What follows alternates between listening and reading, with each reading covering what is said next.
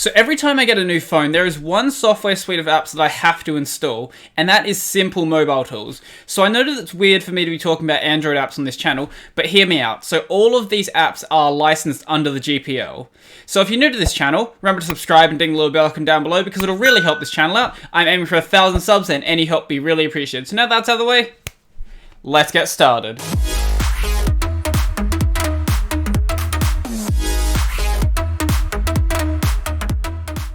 Good afternoon everyone and welcome back to the channel. So since I don't have a good way to record my phone, I can't really show live demos of them, but I can show you what the apps actually look like. So this is the website for Simple Mobile Tools, a group of simple open source Android apps without ads and unnecessary permissions and customizable widgets. So I'll read this article by the creator of Simple Mobile Tools in just a moment, but first up I want to actually go over what apps are actually available. So I know that on here it says you can get it on the Play Store, and there is another method you can get them. I don't know why it's not listed on the website.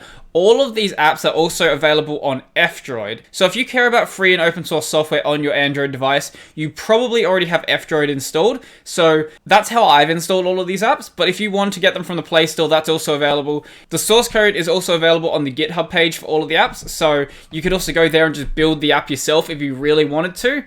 But you're probably better off getting it from F-Droid. The versions on the Google Play Store are paid versions. There's another article where the developer talks about why they're paid. It's probably because most people are using the Play Store, and that's probably the best way to actually generate revenue for building these apps. You can decide on whether you like that or not. The developer also has a method to donate or go through a Patreon as well if you'd prefer to support the developer like that. Obviously, since they're on F-Droid, if you really don't want to, you could just use the apps for free and not really worry about it. Right now, because I am using the apps for free, I'm just going to give them some free promotion because I think the apps are really cool. So the apps we have right now are Gallery. Gallery I've been using for a very long time. It's just a good gallery app. So the thing about Simple Mobile Tools, none of the apps have all of these extraneous features that you see in a lot of closed source software. So the Gallery app has a bit of like color correction and some other photo editing stuff, but compared to some of the closed source stuff, a lot of it's missing. But the thing is, a lot of those extra features are just tacked on features that you might use once for a joke, or you might just play around with once and be like, oh, this is kind of cool, and then just never use it again.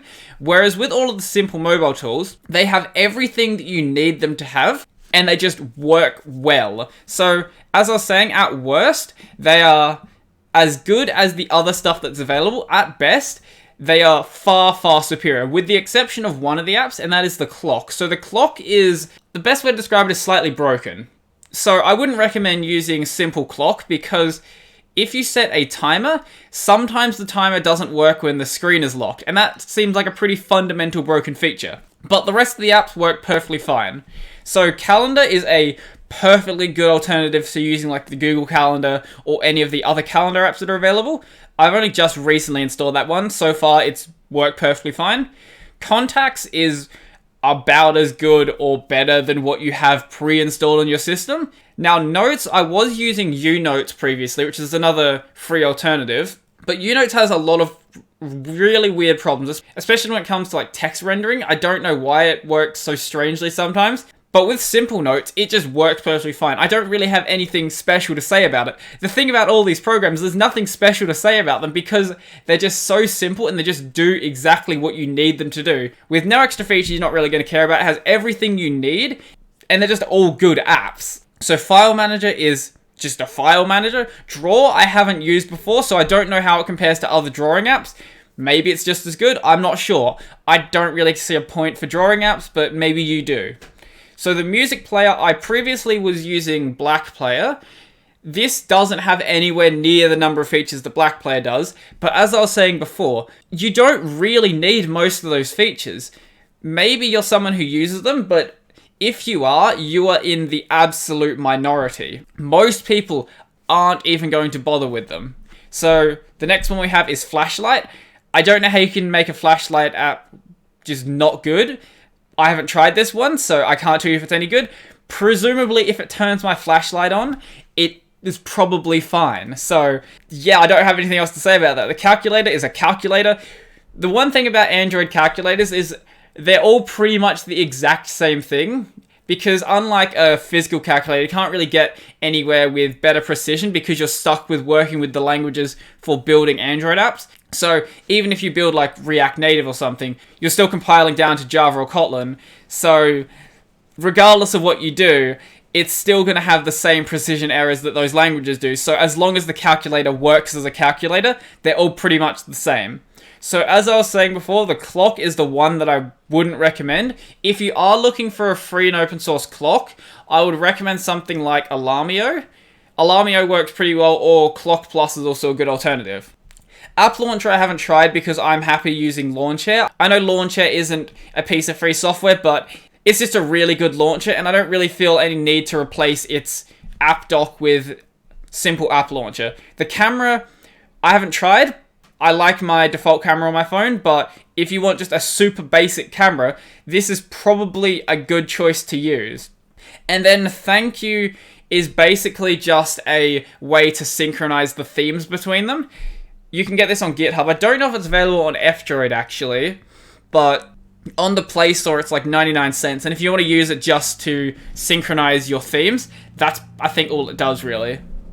I kind of feel bad for the developer that I can't really say anything about these apps because they're just so simple, and that's one of the good things about them. So if you're looking for just simple Android apps, I don't know what else I can say about them because they're just really simple. This is the worst part about trying to talk about these because they don't do anything that's like exceptional. They just do what they need to do and nothing else. And that shouldn't be such a great feature on Android, but it really is because there are so many apps out there that will just harvest your data for no reason. They'll ask for permissions they don't need. They'll bring in ads. They'll do a bunch of other things, and just there's not really many apps out there that'll just function and do the function and nothing else. And that's why I really like simple mobile tools. So let's actually have a look at this article briefly. So this is from 2016, so it's a little old, but it is by the developer. So why did I create simple mobile tools? So if you're an Android user, you might have noticed the amount of pre-installed apps on your device. Some of them are okay, some definitely aren't, but since they were pre-installed, you kind of got them for free. As you haven't installed them manually, you might not have noticed the amount of permissions they have. Just find an app in your device settings and check the granted permissions. Depending on the device and manufacturer, you might find a calendar without any other services integrated, but still requiring internet access. There may be some apps having, for example, access to your contacts or files for inexplicable reasons. Internet access is so common that you don't even have to explicitly grant it, unlike a couple of other ones. I've just checked my device, and the pre-installed custom email client requires almost double the permissions that Gmail does. So because a lot of Android apps in the past have been caught harvesting user data, I'm always wary about giving apps more access than they seem like they should require. Like, for example, if I have a gallery app, for example, it doesn't need access to my contacts, but so many of them will request that access, even though from what the app seems like it should be doing, it doesn't need it whatsoever. And that's where simple mobile tools actually really shines. It doesn't request access to things it doesn't need.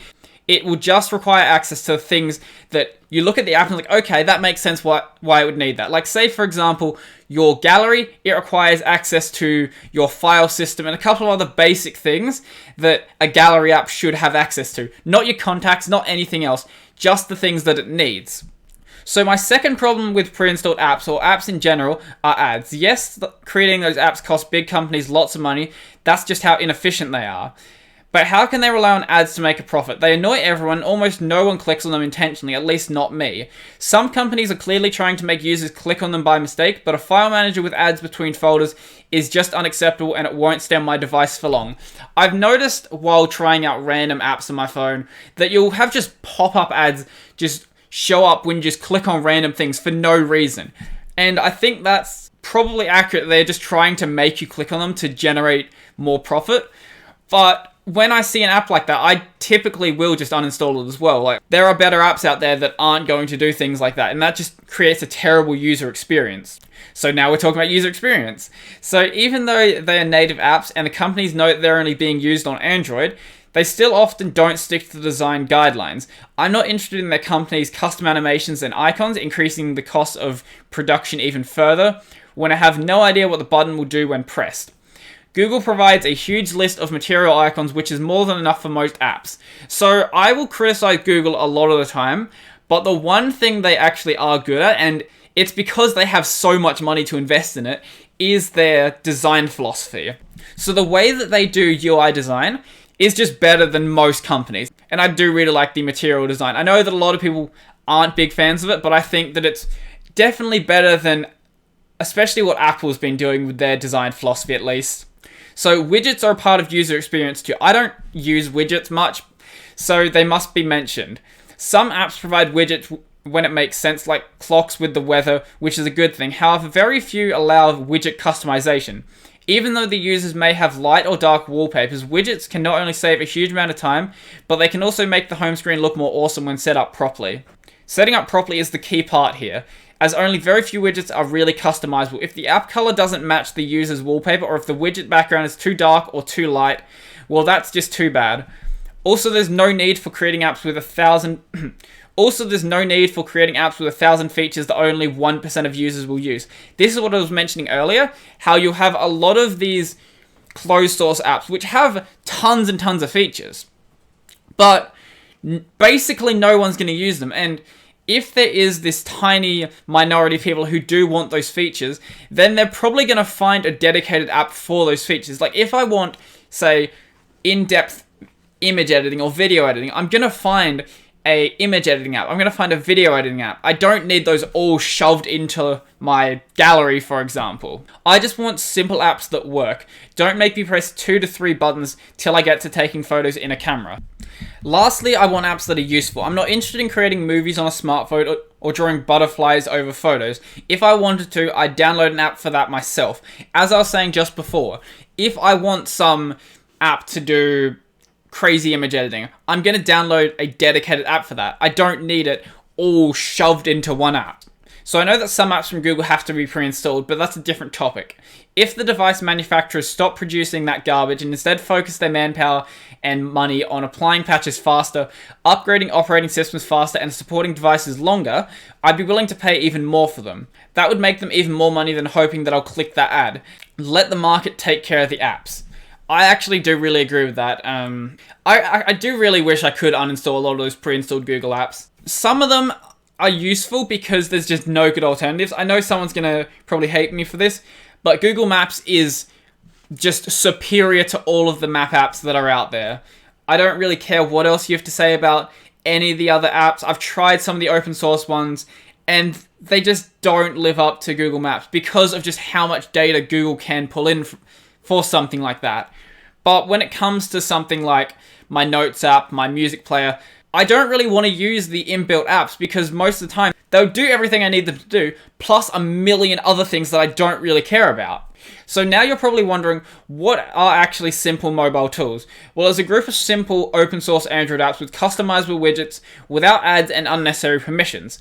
I wanted to create apps that didn't have all of the things that I hated in the phone apps. Unnecessary permissions, ads, a poor user experience, and non-customizable widgets. I feel like I'm not the only one who hates these things, therefore checking out my suite of apps might be useful to you. You can get them on the Google Play Store or at their website, or as I mentioned before, you could build the code yourself off of GitHub or get them off of F-Droid. I would recommend just using F-Droid. So is that everything for this article?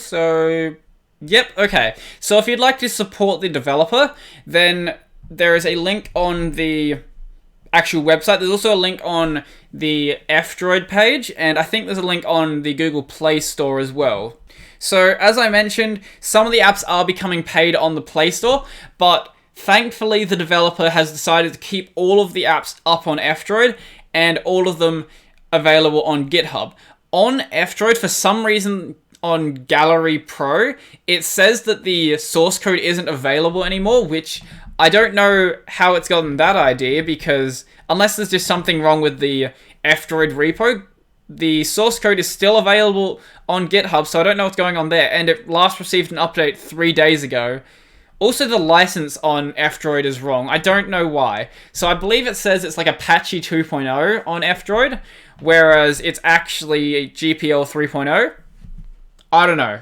it's probably just some weird F-Droid problem, or maybe the repo is licensed differently than the source code or something like that. I'm not sure about the exact reason. So if you'd like to support the developer, I would highly recommend it. I haven't done it just yet, but I plan to after I finish this video, and obviously this is some free advertisement for you, so I really hope that people do start using these apps more, because they are honestly some of my favorite apps. I don't typically care about what apps I run, but these simple mobile tools are honestly they're just good apps. I honestly can't use an Android phone without having these apps installed anymore. So I think that's pretty much everything for this video. So if you like this different sort of video where I'm talking about Android instead of Linux, let me know in the comment section down below and leave me a comment if you like this video.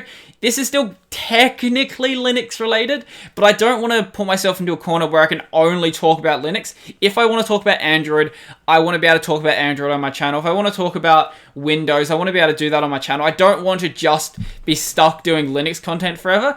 Obviously, I do really like the Linux content, and that's not going to go anywhere. But I would like to be able to, like, slightly branch out a little bit where I'm still technically connected to Linux and just talk about more tech that I am interested in. So if you want to see those videos when they come out, remember to subscribe and ding the little bell icon down below, because it'll really help the channel out. I'm aiming for 1,000 subs, and any help would be really appreciated. Up on that corner, I've got the playlist this video is in, so go check that out if you want to see other videos like this. Down below, I've got my library, so if you want to see my videos on a platform that isn't YouTube, that's the best place to go for that. At this stage, it's the only place off of YouTube where I've been putting my content. Also down below, I've got my Discord, so if you want to chat with me, that's the best place to go for that. I will reply in the comment section of my videos, but if you want to have a longer conversation, Discord's the best place to go. Second to lastly, I've got my support links down below, so if you'd like to support me, then go there. Obviously, don't feel like you have to, because all my videos will remain available for free. But if you do want to, I've got a couple of crypto wallets, a PayPal, and a Patreon. So if you want to do that, go to those links down there. And lastly, down below, I've got my Twitter and my Mastodon, which is the best place to go for video updates. So I think that's pretty much everything for me now, so I'm out.